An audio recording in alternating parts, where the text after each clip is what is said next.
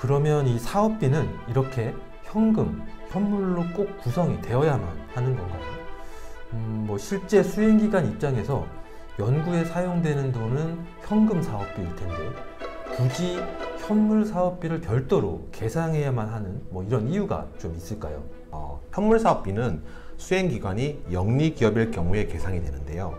이는 정부 R&D 자금을 지원하는 조건이 영리기업일 경우에는 기업 규모에 따라 의무적으로 부담해야 하는 민간 부담금이 있기 때문입니다.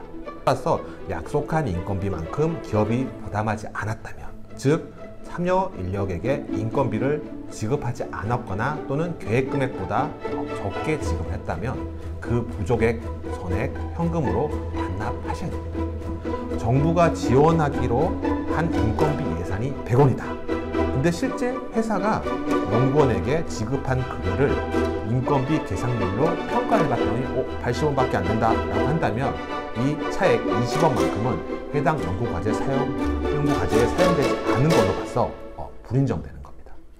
과제 기간 중 수시로 인건비를 관리하고 인건비 계상률을 관리를 잘 변경을 하시면은 실제 인건비 관리는 잘 이루어질 거라 생각이 됩니다.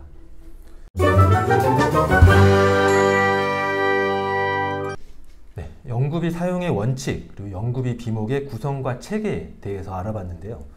그러면 실제 각 비목별로 많이들 궁금해하시는 부분을 하나씩 알아보도록 하겠습니다. 우선 가장 많은 질문을 받는 게 인건비인데요. 이 인건비에서는 어떤 부분을 유의해야 할까요? 네, 인건비와 관련된 질문의 대부분은 인건비를 어떻게 집행하는지, 또는 증빙을 뭘 준비해야 되는지, 또는 참여율 변경을 어떻게 하는지, 이런 내용들입니다. 결국 이런 내용은 인건비가 어떻게 계상이 되고 또 관리되는지를 이해하시면 쉽게 해결할 수 있는 문제입니다. 예, 이 인건비는 과제에 참여하는 연구원에게 지급하는 인건비를 말할 텐데요. 그러면 먼저 인건비를 계상할 수 있는 인력, 이 인력부터 한번 설명을 해주시죠. 네, 과제에 실제로 참여하여 연구를 수행하는 인력이라면 모두 참여 연구원으로 인건비를 계상하실 수 있습니다.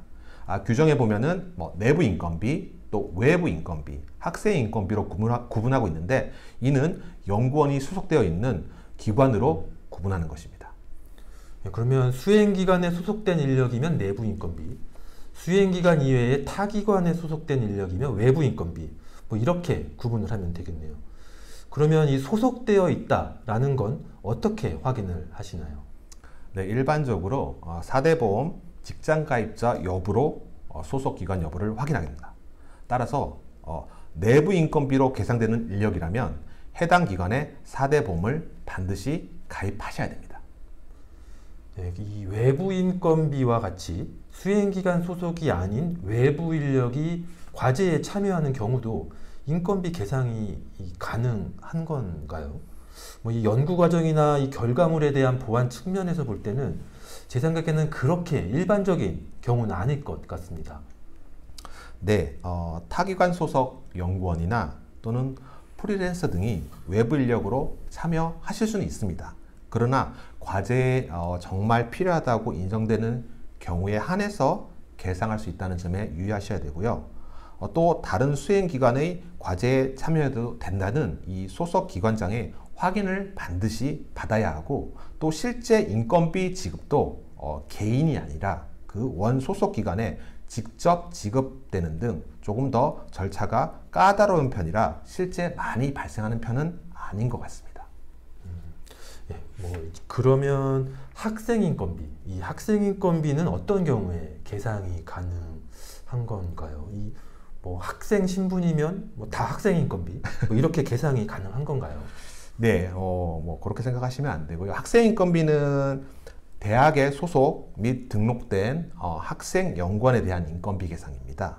주로 대학이나 또는 일부 정부 출연 연구기관에 한해서 계상이 가능한 항목입니다. 따라서 사실 영리기업이라고 하신다면 사실 그냥 이런 게 정도 있구나 정도까지만 아셔도 크게 무리는 없을 것 같습니다. 예, 이 과제에 참여할 수 있는, 그러니까 인건비를 계상할 수 있는 인력의 유형에 대해서 알아봤습니다. 그러면 이제 인건비 계상이 구체적으로 어떻게 이루어지는지 한번 알아보겠습니다. 그 전에 네. 먼저 좀 짚고 가야 될 게 하나 있는 것 같습니다. 이 사업계획서를 보면 사업비 구성이 현금, 현물 뭐 이렇게 구분이 되어 있던데 이 현금과 현물이 나오면 우리 담당자분들도 많이들 어려워하시고 또 이게 실제 어떤 차이가 있는 건지 궁금해하시는 분들도 상당히 많습니다. 또 제 같은 경우도 뭐 실제로 현물 인건비로 계상된 부분을 현금 인건비로 집행을 뭐 잘못 하시는 경우도 좀 종종 봤고요. 네, 현금은 말 그대로 현금으로 집행할 수 있는 사업비를 말하는 거고요. 현물은 수행기관이 보유한 또 인적 또는 물적 자원의 가치를 말하는 것입니다. 따라서 현물은 사업비를 사실 집행하는 게 아니라 수행기관이 자체적으로 부담하는 사업비라고 말할 수 있습니다. 이 자체적으로 부담한다는 의미가 솔직히 좀 잘 와닿지는 않는데요. 뭐 예를 들면 과제에 참여하는 인력의 인건비를 네. 회사에서 부담하고 지급하고 있다면 그 부분을 뭐 현물 사업비로 본다. 뭐 이런 말인 건가요? 네, 과제에 참여하는 인력의 인건비뿐만 아니라 뭐 장비, 재료비 중에서도 수행기관이 이미 보유하고 있는 기계 장치를 과제에 사용을 한다면 해당 자산의 사용액도 현물 사업비로 계상이 가능합니다. 그러면 이 사업비는 이렇게 현금, 현물로 꼭 구성이 되어야만 하는 건가요? 뭐 실제 수행기관 입장에서 연구에 사용되는 돈은 현금 사업비일 텐데 굳이 현물 사업비를 별도로 계상해야만 하는 뭐 이런 이유가 좀 있을까요? 대학이나 정부 출연 연구기관과 같은 비영리 기관은 대부분 현금 사업비로 사업비가 구성이 됩니다. 현물 사업비는 수행기관이 영리 기업일 경우에 계상이 되는데요. 이는 정부 R&D 자금을 지원하는 조건이 영리 기업일 경우에는 기업 규모에 따라 의무적으로 부담해야 하는 민간 부담금이 있기 때문입니다. 예를 들어서 정부 지원금이 1억 원이라면 이 중 50%에 해당하는 5천만 원을 민간 기업이 부담하여 총 사업비가 1억 5천만 원짜리 과제가 만들어지는 것입니다.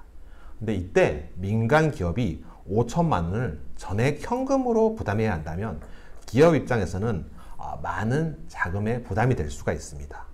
이러한 자금 부담을 덜어주고 R&D 활동을 장려하고자 기업이 기존에 보유하고 있는 인적, 물적 자원을 연구 과제에 투입하는 것에 대해서도 민간 부담금으로 인정해주고 있는데 이를 현물 사업비라고 합니다.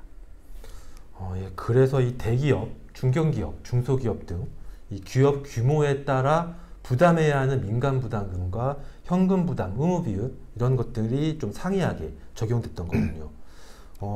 그럼 이제 사업비에서 현물 인건비와 관련해서 좀 주의해야 될 점은 어떤 게 좀 있을까요? 네, 실제 이제 현금이 집행되는 것이 아니다 보니 현물 인건비 관리를 소홀히 하시는 경우가 간혹 있습니다. 현물 사업비라고 하는 것은 과제에 참여하여 정부 자금을 지원받는 조건으로 기업이 부담하기로 약속한 겁니다. 따라서 약속한 인건비만큼 기업이 부담하지 않았다면, 즉 참여 인력에게 인건비를 지급하지 않았거나 또는 계획 금액보다 적게 지급을 했다면 그 부족액 전액 현금으로 반납하셔야 됩니다. 네, 이 부담 의무가 있는, 즉 부담하기로 약속한 금액을 추후에 현금으로 납부해야 된다. 뭐 이렇게 생각을 좀 해야겠네요.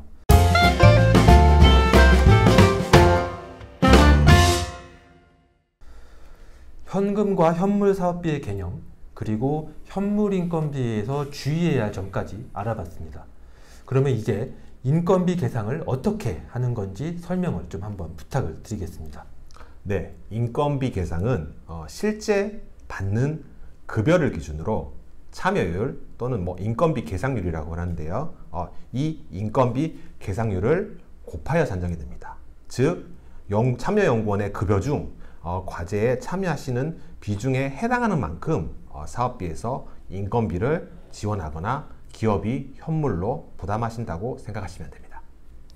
이 실제 받는 급여를 기준으로 한다고 하셨는데요. 그러면 이 실제 받는 급여라고 하면 뭐 이 소득세나 사대보험과 같은 이 원천 징수 후에 세후 급여를 말씀을 하시는 건가요? 예, 아닙니다. 예. 회사가 이 참여연구원에게 지급하는 급여를 기준으로 하므로 원천 징수 되기 전에 세전 총 급여액을 말하고요. 여기에 회사가 부담하시는 사대보험, 기관부담금, 회사부담금과 또 퇴직급여도 인건비로 보기 때문에 이 부분도 인건비로 계상하실 수 있습니다. 네, 뭐 그러면 회사 입장에서 직원에게 지급해야 할 인건비 세전 총액에 해당 과제에 참여하는 비중, 즉 인건비 계상률을 곱한 금액을 사업비로 계상할 수 있다. 뭐 이렇게 보면 되겠네요. 그러면 만약에 과제에 참여하는 비중이 계속 증가하면 이 과제 기간 중이라도 인건비를 더 지급할 수 있는 건가요? 그렇지 않습니다. 예, 그 부분을 혼동하시는 경우가 좀 종종 있습니다. 사업비라는 게 정부가 지원하는 연구개발비 현금의 수행기간 민간기업이 부담하시는 사업비로 총 규모 또는 예산이 정해지고 그 후 각 비목별로 필요한 예산을 설정해서 사용하는 겁니다. 따라서 실제 참여연구원의 인건비 계상률이 증가한다 하더라도 인건비는 더 지급할 수는 없으며 협약 시 또는 계약 시 정해진 인건비 총금액, 총예산 한도 내에서 인건비가 집행되셔야 합니다. 이 사업 계획서에 반영있는 이 예산이 좀 되게 중요한 의미를 가지고 있을 것 같은데, 그러면 사업 계획서에 계상된 인건비 예산은 어떤 의미가 있고 이 인건비 관리는 어떻게 하는 게 좋을까요? 예, 말 그대로 예산이기 때문에 기준 금액이라는 정도로 이해를 하셔야 됩니다. 무슨 얘기냐면 현금 인건비는 수행 기간에 현금으로 지원하는 인건비의 최대 금액, 맥스라고 보셔야 되고요. 그리고 현물 인건비는 수행 기관이 부담하기로 약속한 최소한의 미니멈의 인건비라고 보셔야 합니다.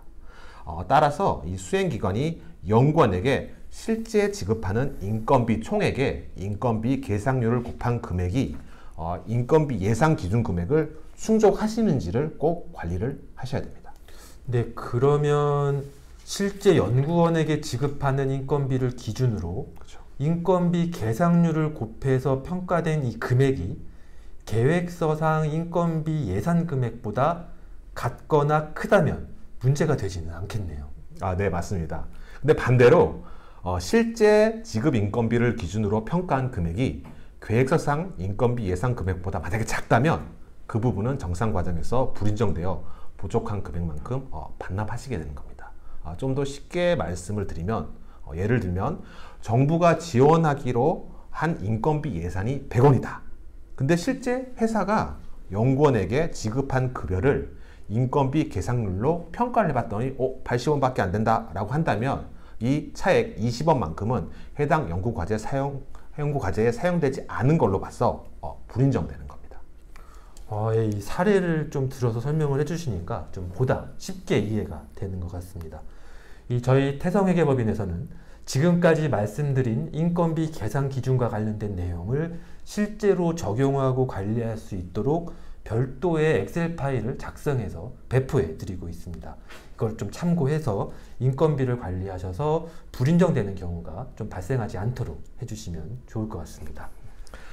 네, 참여연구원이 변경이 되거나 아니면 참여 인력의 참여율 또는 인건비 계상률을 하는데요. 이 인건비 계상률이 변동이 된다면 관련 내용을 각 전문기관의 시스템에 적시에 반영하면서 실제 지급한 인건비로 평가한 금액이 인건비 예상 금액을 충족할 수 있도록 관리를 하셔야 됩니다. 과제 기간 중 수시로 인건비를 관리하고 인건비 계상률을 관리를 잘 변경을 하시면은 실제 인건비 관리는 잘 이루어질 거라 생각이 됩니다.